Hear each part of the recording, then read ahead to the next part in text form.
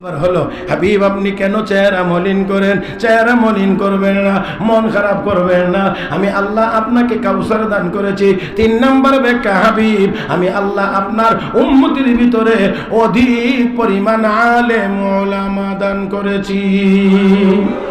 আল্লাহ আল্লাহ, অধিক পরিমাণ আলেম ওলামা।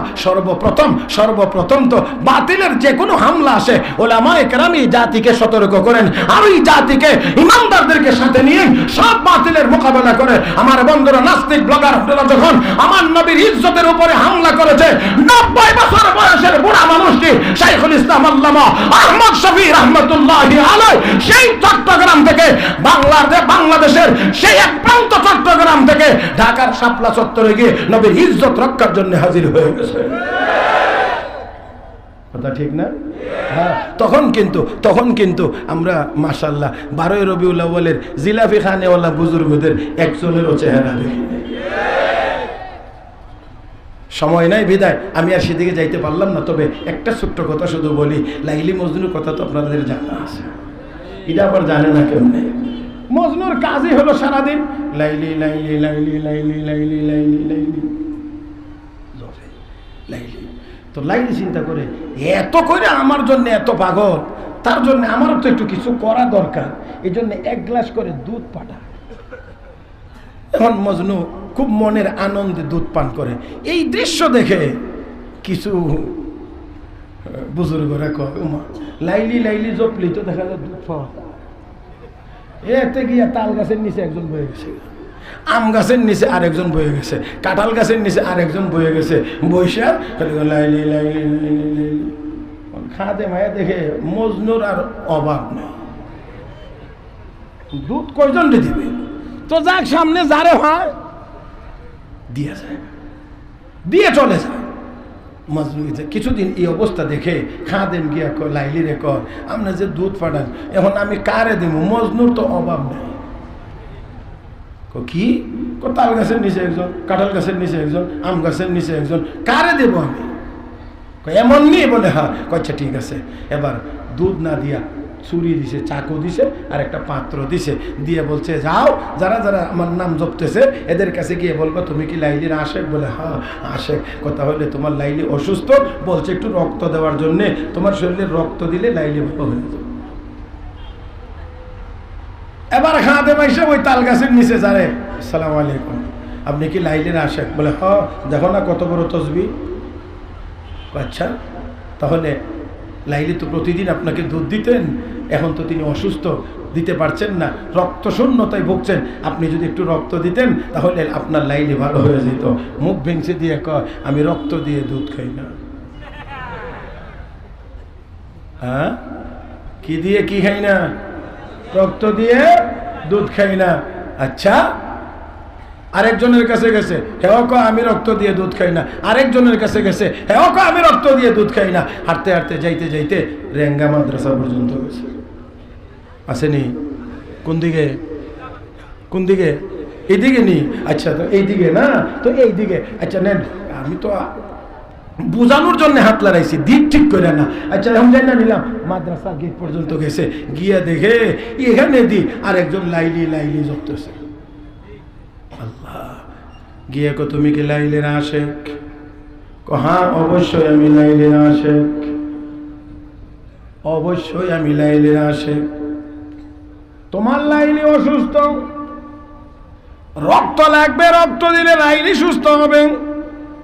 লাভ দিয়ে দাঁড়ায় এখন বলো, আমার শরীরের কোন জায়গার রক্ত দিতে হবে, কতটুকু পরিমাণ রক্ত দেওয়া লাগবে, যতটুকু পরিমাণ রক্ত দিলে, যেই জায়গার রক্ত দিলে আমার লাইলি সুস্থ হবে, আমি শরীরের ওই অংশের ওই পরিমাণ রক্ত দেওয়ার জন্য প্রস্তুত।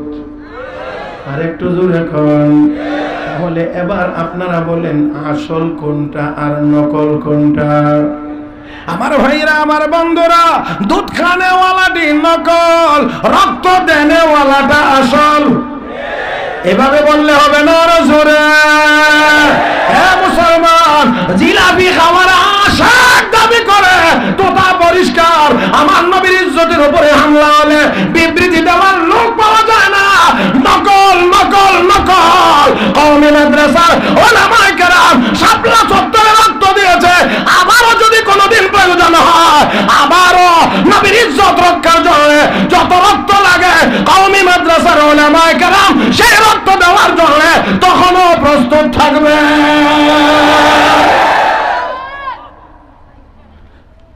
আল্লাহ আমাদেরকে বুঝার তৌফিক দান করুন। প্যারে হাজরিন, আমি আর মনে হয় খুব বেশি আর আগাইতে পারবো না, এই জন্যে এখন শুধু আঙ্গুলে গনে গনে বাকিগুলো বলে দেব। 1 নাম্বার বলছি, হাবিব আমি আল্লাহ আপনাকে 30 পারা কোরআন দান করেছি, আর কাউকে দেওয়া হয় নাই। 2 নাম্বার, হাবিব আমি আল্লাহ আপনাকে অধিক পরিমাণ উম্মত দান করেছি, যে উম্মত কাউকে আল্লাহ দেন নাই। 3 নাম্বার, হাবিব আমি আপনার উম্মতের ভিতরে বেশি পরিমাণে আলেম ওলামা দান করেছি, যা আর কোনো নবীকে দেই নাই।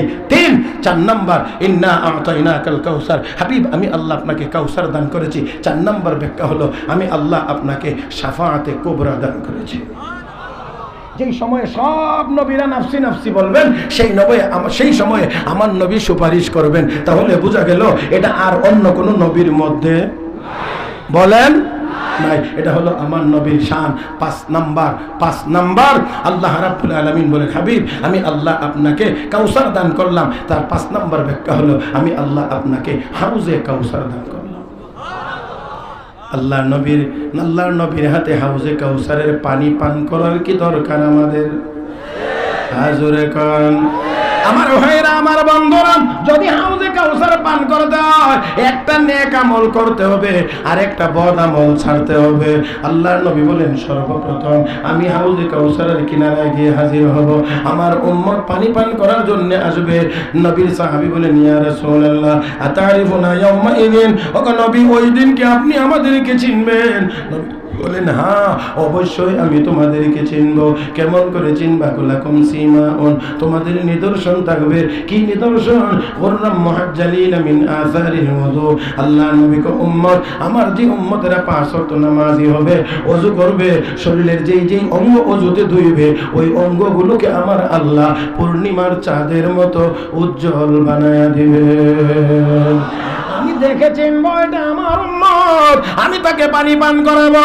আল্লাহর নবীর সাথে আবার এই কথাও বলেন লায়ারিদান্না আলাইয়া কওমুন আনা আরিফুহুম ওয়া হুম ইয়ারিফুনানি, আমার কাছে একদল মানুষ আসবে আমি তাদেরকে চিনবো, তারাও আমাকে চিনবে, কিন্তু আমি পানি পান করানোর প্রস্তুতি নেব। এমন সময় ফেরেশতারা পর্দা ফেলে দেবে।